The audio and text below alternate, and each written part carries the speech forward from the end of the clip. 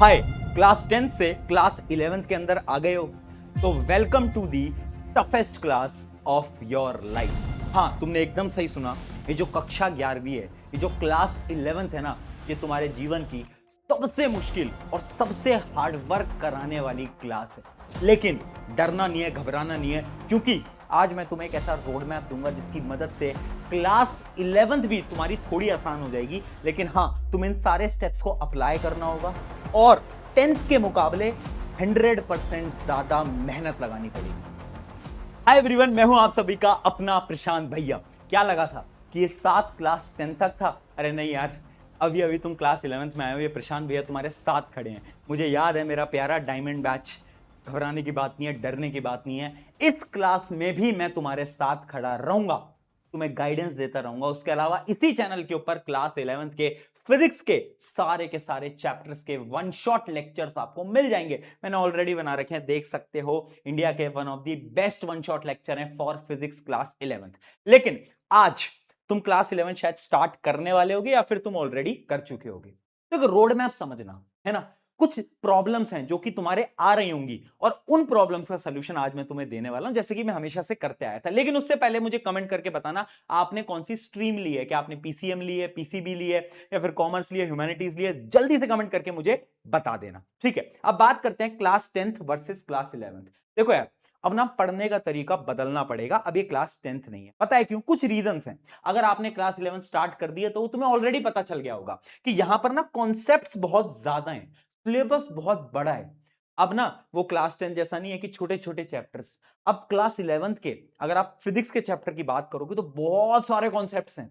एक चैप्टर के अंदर करीब करीब 50-50 कॉन्सेप्ट डाले हुए हैं और बहुत मुश्किल मुश्किल न्यूमेरिकल है ना। यानी सिलेबस का लेवल यहां से यहां हो चुका है, ठीक है। मोर सिलेबस, अनलिमिटेड क्वेश्चंस। तुम कितनी प्रैक्टिस कर लो ना, फिर भी प्रैक्टिस खत्म नहीं होगी, क्योंकि क्लास 10th की तो लिमिटेड बुक्स होती थी, है ना। क्लास 11th में अनलिमिटेड सिलेबस है कि तुम ये बुक भी कर सकते हो, वो बुक भी कर सकते हो। बट करना कैसे, उसके बारे में आज मैं बात करूंगा। उसके अलावा टाइम नहीं मिलेगा तुम्हें। जैसे ही तुम स्कूल जाओगे, ट्यूशन जाओगे, कोचिंग जाओगे या ऑनलाइन क्लास करोगे, तुम्हारा टाइम खत्म हो जाएगा और फिर तुम ये सोचोगे भैया टाइम मैनेजमेंट तो हो ही नहीं पा रहा। ये सारी प्रॉब्लम्स तुम फेस करने वाले हो। सोल्यूशन क्या है? 5 स्टेप का एक रोड मैप मैं बता रहा हूं। लेकिन एक चीज मैं बोल देता हूं, अगर इस रोड मैप को तुम फॉलो नहीं करोगे डे 1 से, यानी शुरुआत से, तो बहुत देरी हो जाएगी और उसके बाद तुम्हें लगेगा कि यार प्रशांत भाई की बात पहले मान लेनी थी और थोड़ी मेहनत शुरू से लगानी थी। मैं बार बार बोल रहा हूं, शुरू से शुरुआत करना, है ना। ये मत सोचना कि ठीक है 4 महीने भैया छुट्टियां एंजॉय करते हैं, अब तो आराम से बाद में पढ़ना स्टार्ट करेंगे। अगर ये करोगे, 6 महीने बाद फिर आओगे इस वीडियो पर और बोलोगे भैया यार आप सही कह रहे थे। ठीक है। Step number 1, tuition and coaching. अभी तुम ये सोच रहे हो भैया ट्यूशन कोचिंग कैसे सेलेक्ट करनी है यार। देखो, एक सिंपल सा मेथड होता है कि तुमने उन टीचर के लेक्चर वगैरह देख लिए या फिर आपने अपने सीनियर से पूछ लिया और उसके बाद आपने ट्यूशन कोचिंग में ज्वाइन कर लिया। लेकिन एक बहुत बड़ी मैं रियलिटी बताता हूं। रियलिटी ये है 80-20 रूल। 80-20 रूल यानी 80% तुम्हारी मेहनत होती है, 20% सिर्फ कोचिंग की मेहनत होती है। यानी तुम किसी भी ट्यूशन में जा रहे हो, किसी भी कोचिंग में जा रहे हो, रियलिटी ये है कि वो ट्यूशन, वो कोचिंग सिर्फ 20% मेहनत लगाता है, 80% तो तुम्हारा ही हार्डवर्क है। अगर तुम खुद की मेहनत नहीं करोगे, तुम सेल्फ स्टडी पे फोकस नहीं करोगे, तुम क्वेश्चन प्रैक्टिस नहीं करोगे, तो कोई फायदा नहीं है, ठीक है। दूसरी चीज, किसी भी ट्यूशन कोचिंग में जा रहे हो, ऑनलाइन क्लासेस में जा रहे हो, रेगुलर क्लासेस लेनी पड़ेंगी। अगर तुमने 2 दिन भी क्लास मिस करी ना, पता है इतनी लंबी बैकलॉग बन जाएगी, उस बैकलॉग को ना तुम पूरी क्लास 11th में खत्म नहीं कर पाओगे। ये शब्द को ना आज सुन लो, क्योंकि बहुत सारे बच्चे बाद में रियलाइज करेंगे कि भैया बोलते थे कि क्लास मिस नहीं करनी है, हमने कर दी और अब तक वो क्लास हमारी बैकलॉग बनी हुई है। तुम्हारे जो सीनियर हैं, जो 12th में, वो तुम्हें बता भी देंगे। तो रेगुलर क्लास मिस मत करना क्लास प्लीज। और अगर मिस कर रहे हो, अगले ही दिन वो बैकलॉग कंप्लीट कर लेना, वेट मत करना। अगली चीज, नोट्स बनाने का सही तरीका। यार अब हम 10th में नहीं है, अब हम सुंदर सुंदर राइटिंग में नोट्स नहीं बनाएंगे और ना हमें टीचर इतना टाइम देगा। अब तुम चाहे ऑनलाइन क्लास की बात करो, ऑफलाइन क्लास की बात करो, टीचर्स जो है वो बोर्ड पे लिखते जाएंगे, लिखते जाएंगे, लिखते जाएंगे और तुम्हें साथ साथ में नोट्स बनाने होंगे। अब तुम्हारे पास इतना टाइम नहीं है कि तुम बाद में नोट्स बना रहे हो, नहीं, तुम्हें साथ साथ में नोट्स बनाने होंगे। और वो तुम कैसे कर पाओगे? प्रैक्टिस करो, फास्ट राइटिंग की प्रैक्टिस करो और नोट्स को ऐसे बनाओ कि तुम ही पढ़ पाओ, है ना। इतने गंदे नोट्स बनाओ, सुंदर नोट्स बनाने की कोई जरूरत नहीं है। ऐसे नोट्स बनाओ कि तुम पढ़ पाओ, उतना इनफ है, ठीक है। टीचर पढ़ा रहे हैं बोर्ड पे, जैसे जैसे वो लिखते जा रहे हैं तुम भी साथ साथ में लिखते जा रहे हो, सारा कॉन्सेप्ट समझते जा रहे हो, बस। नोट मेकिंग, अगर किसी बच्चे ने मुझसे बोला क्लास 11th के अंदर आकर कि भाई भैया मेरा टाइम जा रहा है, कहां पर जा रहा है भैया, मेरा टाइम ना 1 घंटा हर रोज नोट मेकिंग में जाता है, मैं ना कैमरे में घुस के मारूंगा तुझे, ठीक है, ये मत करना। नोट मेकिंग वाली बकवास मत करना। नोट्स क्लास के दौरान बनेंगे, क्लास के बाद कोई नोट मेकिंग नहीं होगी, बात खत्म। स्टेप नंबर 2 की बात करते हैं। स्टेप नंबर 2, टाइम टेबल, यानी टाइम मैनेजमेंट। टाइम नहीं मिल रहा होगा अगर तुम्हारे ट्यूशन कोचिंग वगैरह सब स्टार्ट हो गए होंगे। अब मैं एक बच्चे का एक एग्जांपल लेता हूं। 24 घंटे होते हैं, जिस 24 में से 12 घंटे के 6-7 घंटे तो स्कूल में चले जाते हैं, बाकी के जो 4-5 घंटे होते हैं वो ट्यूशन, ऑनलाइन क्लासेस वगैरह वगैरह के अंदर चले जाते हैं। तो 12 घंटे तो यहां खत्म हो गए, बचे 12 घंटे, जिसमें से 8 घंटे की नींद भी तो लेनी है ना, ये भी बहुत इंपॉर्टेंट है। बचे 4 घंटे जिसमें अदर एक्टिविटीज करनी है, खाना वाना खाना है, थोड़ा बहुत इंजॉयमेंट भी करना है ना, नहाना वगैरह भी तो है, तो मैं उसके लिए 4 घंटे लेके चल रहा हूं, ठीक है। अब भैया इसके अंदर सेल्फ स्टडी का टाइम तो है ही नहीं, क्वेश्चन प्रैक्टिस का तो टाइम ही नहीं है ना। और बिना सेल्फ स्टडी, बिना क्वेश्चन प्रैक्टिस के तुम किसी भी एग्जाम को क्रैक नहीं कर सकते। अगर तुम किसी कॉम्पिटिटिव एग्जाम की तैयारी कर रहे हो या फिर स्कूल एग्जाम्स भी बिना सेल्फ स्टडी के तो होंगे नहीं। तो टाइम कहां से निकालें? देखो, दो तरीका है। अगर आप किसी कॉम्पिटिटिव एग्जाम की तैयारी कर रहे हो, जैसे जेई नीट, सिंपल सा हैक बता रहा हूं, डमी स्कूल कर लेना। डमी समझते होगे कि जिसमें आप स्कूल नहीं जाते, है ना, आप सिर्फ कोचिंग कोचिंग करते हो, यानी आप स्कूल एक तरीके से छोड़ देते हो, है ना। अगर आप किसी कॉम्पिटिटिव एग्जाम की तैयारी कर रहे हो तब इस स्टेप को ले सकते हो। दूसरा, और जो मैंने करा था अपने टाइम पे, मैं भी कॉम्पिटिटिव एग्जाम की तैयारी कर रहा था, बट मुझे स्कूल जाने में बहुत मजा आता था, तो मैंने स्कूल नहीं छोड़ा, लेकिन मैंने स्कूल जाना कम कर दिया। मैं क्या करता था, हफ्ते में जो 6 दिन का स्कूल होता है, उस 6 दिन में मैं सिर्फ और सिर्फ 3 दिन स्कूल जाता था। अब तुम बोलोगे भैया स्कूल में अटेंडेंस अटेंडेंस होती है, कोई फर्क नहीं पड़ता, अटेंडेंस मिल जाती है लास्ट के टाइम में, है ना, कोई तुम्हें एग्जाम देने से नहीं रोकेगा। अगर तुम 6 में से 3-4 दिन भी जाओगे ना, स्कूल काम चल जाएगा। और जो बचे हुए 1-2 दिन है, उन 1-2 दिन में तुम्हें क्या करना है, पढ़ाई करनी है, घर पे बैठ के सेल्फ स्टडी करनी है। अगर तुम इस हैक को भी फॉलो कर लेते हो तो हाँ, तो भी आपका टाइम हो जाएगा। लेकिन अगर आप हर रोज स्कूल जा रहे हो, और हर रोज स्कूल जा रहे हो, ट्यूशन भी जा रहे हो, सब कुछ कर रहे हो, सेल्फ स्टडी का टाइम नहीं मिलेगा। कुछ समय में तुम्हें खुद ब खुद इस चीज को रियलाइजेशन हो जाएगा, ठीक है। तो एक हैक है जो कि तुम फॉलो कर सकते हो।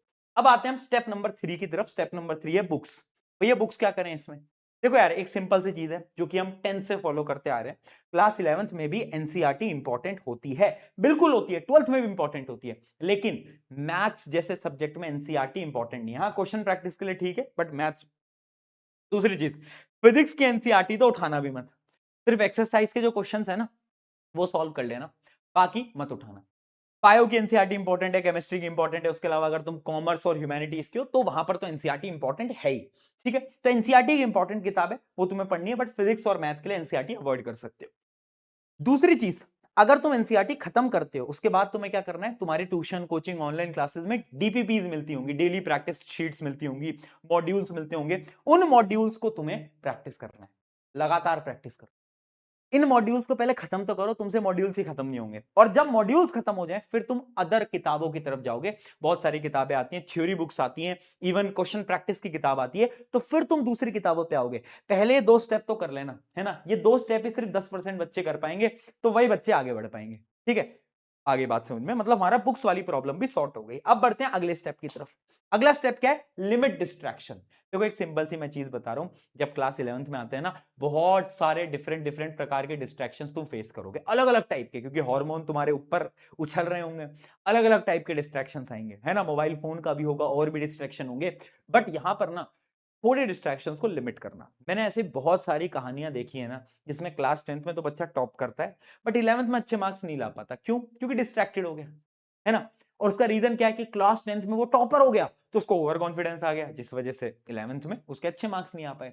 इसलिए याद रखना, ये जो डिस्ट्रैक्शन है इसको कम करना पड़ेगा। मैं क्या बोल रहा हूं, ये जो 2 साल है 11th और 12th, इसमें तुम्हें मेहनत लगानी पड़ेगी, ये रियलिटी है। अगर अच्छे मार्क्स लाने हैं तो ये रियलिटी है। और अगर किसी कॉम्पिटिटिव एग्जाम को क्रैक करना है, 101% बहुत ज्यादा मेहनत लगानी पड़ेगी, और डिस्ट्रैक्शंस को जीरो करना होगा, जीरो। अगर डिस्ट्रैक्शन जीरो होंगे तभी जाकर तुम किसी कॉम्पिटिटिव एग्जाम को क्रैक कर पाओगे। रियलिटी में बता रहा हूं, कॉलेज में जाके कर लेना डिस्ट्रैक्शन, फोन चला लेना, जो करना है कर लेना, ये 2 साल खुद को देने पड़ेंगे, ठीक है।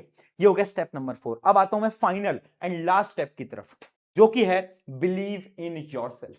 एक रियलिटी में बताता हूं, अभी तुम आए हो क्लास 11th में, अभी सारी चीजें अच्छी लग रही होंगी, जैसे जैसे 1-2 महीने बीतेंगे, 3 महीने बीतेंगे, आपके टेस्ट वगैरह होंगे, स्कूल के अंदर पीरियोडिक टेस्ट होंगे, कोचिंग के अंदर टेस्ट होंगे, टेस्ट में नंबर नहीं आएंगे, बहुत बेकार नंबर आएंगे। तुम वो स्टूडेंट हो सकते हो जो कि हर बार क्लास 10 तक टॉप करता है, 11th के अंदर नंबर बहुत घटिया हो जाएंगे, अचानक से नंबर 100 में से 40 50 ऐसे हो जाएंगे, और तुम्हें देख के इतना डिप्रेशन होगा, तुम कहोगे यार मैं वो टॉपर, मैं यहां पे कैसे पहुंच गया। बट उस समय पर तुम्हें अपने प्रशांत भैया की एक बात याद रखनी है। देखो यार, इस क्लास में नंबर कम आएंगे and this is the part of process, यानी एक प्रोसेस का पार्ट है। जब नंबर कम आ रहे हैं घबराना नहीं है। हाँ मुझे पता है कि रिलेटिव्स मम्मी पापा सब जज करेंगे, पर तुम्हें अंदर से पता होना चाहिए कि ठीक है, it is the part of process. Prashant भैया ने बोला था हमारे भी कम नंबर आएंगे आएंगे आएंगे आएंगे आएंगे, कोई दिक्कत नहीं है। 11वीं में वो जो 100 आउट ऑफ 100 वाला स्कोर है वो लाना बहुत नेक्स्ट टू इम्पॉसिबल होता है। तो नंबर कम आने दो, कोई दिक्कत नहीं है, पर तुम मेहनत करते रहो करते रहो करते रहो, खुद को इंप्रूव करते रहो करते रहो करते रहो, हार मत मानना। और जैसे ही तुम 12th में जाओगे नंबर वापस से इंक्रीज हो। ये मैं बोल रहा हूं, ध्यान से सुन लो इस बात को। 11th में नंबर कम आएंगे, डरना नहीं है। Believe in your self. अगर तुम्हारा बिलीव तुमने खो दिया ना यार, क्लास 10th में ना, उस बिलीव को अंदर जगाने के लिए मैंने तुम्हारे साथ बहुत मेहनत करी है यार, दिन रात हमने इतने सारे मैराथन, इतने सारे लाइव सेशंस करे हैं, है ना। तो उस विश्वास को मैंने जगाया है, उस विश्वास को अब मरने मत देना।